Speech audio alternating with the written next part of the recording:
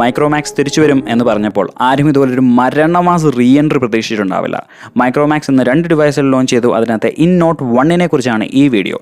ഈ വീഡിയോയിൽ നമ്മൾ 2 ചോദ്യങ്ങൾക്ക് ഉത്തരം കണ്ടെത്തും. 1, 11,000 രൂപ കൊടുത്ത് ഈ ഡിവൈസ് എടുക്കുന്ന വാല്യൂ ഫോർ മണി ആയിരിക്കുമോ? 2, മറ്റ് കോമ്പീറ്റിംഗ് ഡിവൈസുകളുമായിട്ട് തട്ടിച്ചു നോക്കുമ്പോൾ ഇൻ നോട്ട് 1 എന്തൊക്കെ പ്രത്യേകതകളുണ്ട്, എന്തൊക്കെ മേന്മകളുണ്ട്? ഈ ചോദ്യങ്ങൾക്ക് ഉത്തരം കണ്ടെത്താനായിട്ട് ഈ വീഡിയോ മുഴുവനായി കാണുക. ഇത് നിങ്ങളുടെ സ്വന്തം ചങ്ങായി ഹാരിസ്. നിങ്ങൾ കണ്ടുകൊണ്ടിരിക്കുന്നത് ആർക്സ് ടെക് എഡ്യു. ഈ വീഡിയോ നിങ്ങൾക്ക് ഇഷ്ടമാവുകയാണെങ്കിൽ ദയവ് ചെയ്ത് ഈ വീഡിയോ ഷെയർ ചെയ്യുക, ലൈക്ക് ചെയ്യുക, ചാനൽ സബ്സ്ക്രൈബ് ചെയ്യാനും മറക്കണ്ട. ഇന്ത്യൻ സ്മാർട്ട് ഫോൺ മാർക്കറ്റിൽ ഇൻ നോട്ട് 1 ശരിക്കും ഒരു ഇമ്പാക്റ്റ് ഉണ്ടാക്കും എന്ന് മനസ്സിലാക്കാനായിട്ട് ഇതിനുള്ള കോമ്പറ്റീഷനുകളെ കുറിച്ച് ഒന്ന് ചിന്തിച്ചാൽ മതി. ഇതിനുള്ള ഒരു സ്ട്രൈറ്റ് അപ്പ് കോമ്പറ്റീഷനാണ് റെഡ്മി നോട്ട് 9. അതുപോലെ തന്നെ മറ്റൊന്നാണ് റിയൽമിയുടെ നാർസോ 20. ഈ 2 ഡിവൈസുകളുടെയും റിവ്യൂസ് നമ്മൾ ചെയ്തിട്ടുള്ളതാണ്. അപ്പോൾ ഈ ഡിവൈസുകളെക്കുറിച്ചുള്ള മെൻഷൻസും ഈ വീഡിയോയിൽ ഉണ്ടായിരിക്കും.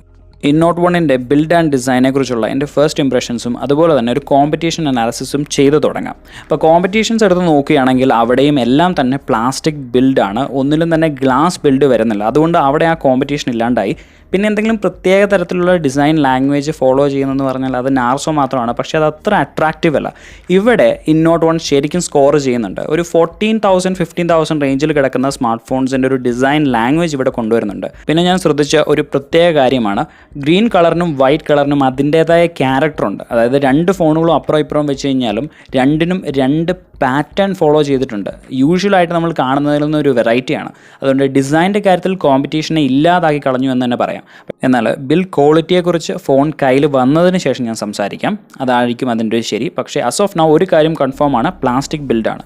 ഇനി അടുത്ത സെഗ്മെൻറ്റ്, കോമ്പറ്റീഷന് ശരിക്കും ഒരു കോമ്പറ്റീഷൻ ഉണ്ടാക്കുന്ന ക്യാമറ എന്ന സെഗ്മെൻറ്റിലോട്ട് നമുക്ക് പോകാം. ഇവിടെ റെഡ്മിക്കും നാർസോയ്ക്കും ഒരു ചെറിയ അഡ്വാൻറ്റേജ് ഉണ്ട്. അൾട്രാ വൈഡ് ആംഗിൾ ക്യാമറ മൈക്രോമാക്സിൽ 5 മെഗാ പിക്സലാണ്. പക്ഷേ ഈ 2 സ്മാർട്ട് ഫോൺസിലും അത് 8 മെഗാ പിക്സലാണ്. ആ കാര്യം ഒഴികെ ബാക്കിയെല്ലാം സെയിം ടു സെയിമും അതിൻ്റെ മുകളിലുമാണ് സ്പെക്ക്. ക്യാമറാസിൻ്റെ കാര്യത്തിൽ ഈ ഡിവൈസിനും മറ്റ് കോമ്പറ്റീറ്റേഴ്സിനെ പോലെ ഒരു 48 മെഗാ പിക്സലിലാണ് പ്രൈമറി ക്യാമറ സെൻസറായിട്ട് ലഭിക്കുന്നത്. 2 മെഗാ പിക്സൽ ഡെപ്ത് സെൻസറും 2 മെഗാ പിക്സൽ മാക്രോ സെൻസറുമുണ്ട്.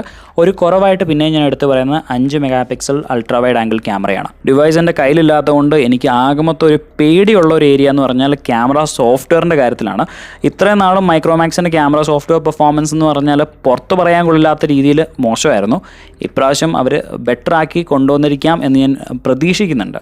ഇനി സെൽഫി ക്യാമറയുടെ കാര്യത്തിൽ മറ്റേതൊരു ഡിവൈസിനേക്കാളും നല്ലൊരു സ്പെക്ക് ഇവിടെയുണ്ട്. 16 മെഗാ പിക്സൽ സെൽഫി ക്യാമറ കിട്ടുന്നുണ്ട്. ഈ ഒരു ബഡ്ജറ്റിൽ 8 മെഗാ പിക്സലും കൂടിപ്പോയാൽ 13ഉം 12 മെഗാ പിക്സലുള്ള സെൽഫി ക്യാമറകളൊക്കെ കണ്ടു പരിചയിച്ച നമ്മുടെ അടുത്തോട്ടാണ് 11,000 രൂപയ്ക്ക് 16 mega pixel selfie camera Micromax offer ചെയ്യുന്നത്. പെർഫോമൻസിൽ എങ്ങനെ ഉണ്ടായിരിക്കും കണ്ടറിയണം. ഇതുവരെ മൈക്രോമാക്സ് പുറത്തുവിട്ടിരിക്കുന്ന സാമ്പിൾ ഇമേജസ് വെച്ചിട്ട് നല്ല പെർഫോമൻസ് തരേണ്ടതാണ്. പക്ഷേ അതിൻ്റെ സത്യത ഉറപ്പുവരുത്താനായിട്ട് ഈ ഡിവൈസ് കയ്യിൽ കിട്ടുകയാണെങ്കിൽ ഫസ്റ്റ് ചെയ്യുന്ന വീഡിയോകളിലൊന്നും അതിൻ്റെ ക്യാമറ റിവ്യൂ ആയിരിക്കും. ആസ് യൂഷ്വൽ നമ്മുടെ ചാനലിൻ്റെ ഏറ്റവും വലിയ പ്രത്യേകത എന്ന നിലയിൽ ക്യാമറ റിവ്യൂ നിങ്ങൾക്ക് പ്രതീക്ഷിക്കാം ഈ ഡിവൈസ് കയ്യിൽ കിട്ടുകയാണെങ്കിൽ. റിയൽമിക്ക് ഒട്ടും ഇഷ്ടപ്പെടാത്തൊരു വാർത്തയായിരിക്കാം മൈക്രോമാക്സ് ഉപയോഗിച്ച ഡിസ്പ്ലേ ടെക്നോളജിയെക്കുറിച്ചുള്ള കാര്യം. റെഡ്മിക്ക് ചെറുതായിട്ടൊരു പേടിയും തോന്നിയിട്ടുണ്ടാവാം. കാരണം ഈ ഡിവൈസിൽ ഒരു ഫുൾ HD 6.7 ഇഞ്ച് ഡിസ്പ്ലേ ആണ് വരുന്നത്. കോമ്പറ്റീഷൻ അല്പം ഉറക്കത്തിലായിരുന്നു. റിയൽമി പ്രത്യേകിച്ച് എല്ലാ റിവ്യൂവേഴ്സും എടുത്തെടുത്ത് പറഞ്ഞതാണ് ഇനിയെങ്കിലും ഫുൾ HD ഡിസ്പ്ലേസ് 10,000 മുകളിൽ ഓഫർ ചെയ്യണമെന്ന്. പക്ഷേ റിയൽമി അത് ചെയ്തിട്ടില്ല. നാർസോ 20 പക്ഷേ ഇവിടെ മൈക്രോമാക്സ് അത് കൊണ്ടുവന്നിട്ടുണ്ട്. ഒത്തിരി നാളായിട്ട് പലരുടെയും റിക്വസ്റ്റ് ആയിരുന്നു.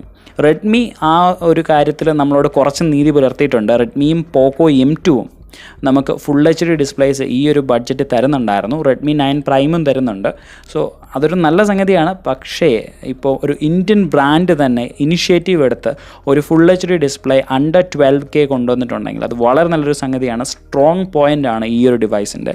ഇനി സ്പെസിഫിക്കേഷൻ പറയുകയാണെങ്കിൽ 78% NTSC കളർ ഗാമറ്റ് ഇത് ഫുൾഫില്ല് ചെയ്യുന്നുണ്ട്, which is A great thing.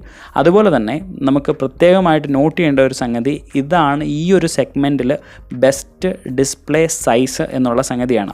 ഇപ്പോൾ ബാക്കിയുള്ള ചില ഡിവൈസുകളുണ്ട് 7 ഇഞ്ച് ഡിസ്പ്ലേ ഒക്കെ പ്രൊവൈഡ് ചെയ്യുന്നത്. പക്ഷേ അതെല്ലാം വെറും HD+ ആണ്. ആ കാര്യത്തിൽ മൈക്രോമാക്സിന് വേറെ കോമ്പറ്റീഷനില്ല. 6.7 ഇഞ്ച് ഫുൾ HD ഡിസ്പ്ലേ അത് സൂപ്പർബാണ്. 450 നിറ്റ്സ് വരെ അതിൻ്റെ ബ്രൈറ്റ്നസ് പോകും. അപ്പം ശരിക്കും റെഡ്മിയും റിയൽമിയും ഈ കാര്യത്തിൽ പേടിക്കേണ്ടതുണ്ട്. ഇനി ഈ ഡിവൈസിൻ്റെ ബാറ്ററീസിനെ കുറിച്ച് സംസാരിക്കാം. ഇവിടെ ഒരു ഡീസൻറ്റ് നമ്പറാണ്, ലോകത്തില്ലാത്തൊരു നമ്പർ കൊണ്ടുവന്ന് വെക്കുകയല്ലായിരുന്നു. 5000 mAh വളരെ ഡീസൻ്റ് ആണ്. ഈ ഒരു ബഡ്ജറ്റ് നമ്മൾ ഒത്തിരി ഡിവൈസുകളിൽ കാണുന്നുണ്ട്. നാർസോ 20ക്ക് 6000 mAh ഉണ്ട്. പക്ഷേ ഈ ഒരു 5000 വെച്ചിട്ട് തന്നെ നിങ്ങളുടെ അത്യാവശ്യം വേണ്ട കാര്യങ്ങളൊക്കെ നടക്കുമെന്ന കാര്യത്തിൽ എനിക്ക് ഉറപ്പുണ്ട്. 18 വാട്ട് ഫാസ്റ്റ് ചാർജിങ്ങോടെ സപ്പോർട്ട് ചെയ്യുന്നുണ്ട്. ഇൻ ബോക്സ് ആ ചാർജർ ഉണ്ടെന്ന കാര്യം പ്രത്യേകം ശ്രദ്ധിക്കുക. അത് വളരെ നല്ലൊരു സംഗതിയാണ്. കാരണം ആ ഒരു ചാർജറിന് തന്നെ മിനിമം നിങ്ങൾക്കൊരു 500 റുപ്പീസ് പോകേണ്ടി വരും. അത് ഇൻ ബോക്സ് ഉണ്ട്. അതുപോലെ തന്നെ റിവേഴ്സ് ചാർജിങ്ങും ഇത് സപ്പോർട്ട് ചെയ്യുന്നുണ്ട്. അതുകൊണ്ട് നിങ്ങൾ അല്പം യാത്രയൊക്കെ ചെയ്യുന്ന അല്ലെങ്കിൽ അല്പം ബാറ്ററി ബാക്കപ്പ് ആവശ്യമുള്ള ഒരു ജോലിയിലൊക്കെയുള്ള വ്യക്തിയാണെങ്കിൽ ഡോണ്ട് വറി, ഇത് നിങ്ങളെ ഡിസപ്പോയിൻറ്റ് ചെയ്യാനുള്ള സാധ്യത വളരെ കുറവാണ്. ഇനി അടുത്ത സെഗ്മെൻറ്റും ലാസ്റ്റ് സെഗ്മെൻറ്റും ഇതാണ്, സ്പെസിഫിക്കേഷൻസ്. ഇപ്പോൾ ഈ ഡിവൈസിൽ ഉപയോഗിച്ചിരിക്കുന്ന ചില കീ സ്പെക്കുകളെക്കുറിച്ച് പറയാം. ഒന്നാമത്തേത് ഇതിനകത്ത് ഉപയോഗിച്ചിരിക്കുന്ന ചിപ്പാണ് G85 എന്ന മീഡിയടെക്കിൻ്റെ ഒരു ഗെയിമിംഗ് സെൻട്രിക് ആയുള്ളൊരു ചിപ്പാണ് ഇതിനകത്ത് ഉപയോഗിച്ചിരിക്കുന്നത്. G70യുടെ ഒരു ഹയർ ഇറ്ററേഷനാണിത്. അപ്പോൾ സ്പെസിഫിക്കേഷൻ വൈസ് ഈ ഒരു പ്രൈസ് സെഗ്മെൻറ്റിൽ ഇത് സൂപ്പർബാണ്. നിങ്ങൾക്ക് അത്യാവശ്യം വേണ്ട ഗെയിമിങ്ങും കാര്യങ്ങളെല്ലാം നടക്കും. ഒത്തിരി ലാഗോ പ്രശ്നങ്ങളോ ഒന്നും ഉണ്ടാകത്തില്ല. പക്ഷേ എന്നെ ഏറ്റവും അട്രാക്റ്റ് ചെയ്ത ഫീച്ചർ ഇതൊന്നും അല്ലായിരുന്നു. ഈ ഡിവൈസിൽ സ്റ്റോക്ക് ആൻഡ്രോയിഡ് വരുന്നു എന്നുള്ളതാണ് എന്നെ ഞെട്ടിച്ച് കളഞ്ഞൊരു സംഗതി. പണ്ട് ബ്ലോട്ട്വെയറുകളുടെ അച്ഛനും കൊച്ചനും കൊച്ചാപ്പനും ഒക്കെ ആയിട്ട് അറിയപ്പെട്ടുകൊണ്ടിരുന്ന മൈക്രോമാക്സ് ആണ് ഇപ്പോൾ ബ്ലോട്ട്വെയറുകളും ഹാർഡ്വെയറുകളും ഇല്ലാത്ത സ്റ്റോക്ക് ആൻഡ്രോയിഡ് ഓഫർ ചെയ്യുന്നതെന്ന് പറയുമ്പോൾ എന്താ പറയുക, 2020 മാത്രം കണ്ടുവരുന്ന ചില പ്രത്യേകതരം അത്ഭുതങ്ങളാണ് ഇതൊക്കെ. വാട്ട് എവർ, ഞാൻ 2 കൈ നീട്ടി സ്വാഗതം ചെയ്യുന്നു. Very good. അതുപോലെ തന്നെ 2 വർഷത്തേക്ക് കണ്ടിന്യൂഡ് ആയിട്ടുള്ള അപ്ഡേറ്റ്സും അവർ ഗ്യാരണ്ടി ചെയ്യുന്നുണ്ട്.